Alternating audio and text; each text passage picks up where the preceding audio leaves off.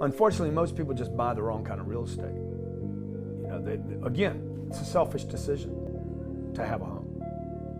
Okay. Most people shouldn't buy a home. No one should buy a home. Interesting. Which is the opposite of the American Homes dream. were not built for people. Homes were built for banks. The bank created that product to sell money. You can't just loan people money. You need a product in between. Like when people start really understanding what I'm telling them, they're like, wait, what did he just say? The bank can't lend money for just money. Like you need a reason to borrow money. Oh, you're starting a business. That's a reason, but it's really risky for the bank. What if a bunch of bankers sitting around drinking bourbon? Dude, we need to lend more money. We got to lend money out, man. That's how we make money.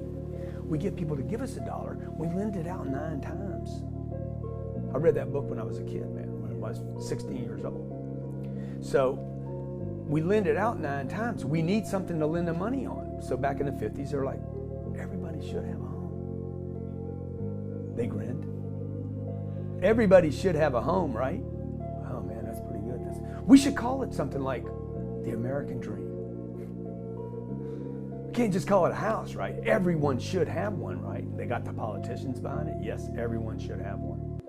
And then what they did was basically those homes were built for banks because who made all the money on the homes? Wasn't even the builder.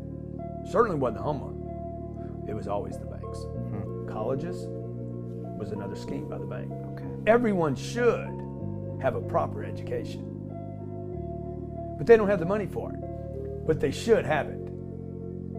And as they offered debt, as they offered free loans to college students and families, those tuitions went up. Right. So we've been sold a big old fat lie. Totally. And what do people say when you tell them that? You're crushing everything they've been told their whole life. They're like, no, Grant, that's not true. I want to own my own home. Most people are going to write me after this interview and say, can you explain that again? Shouldn't I own my own home? No, you should never own one door.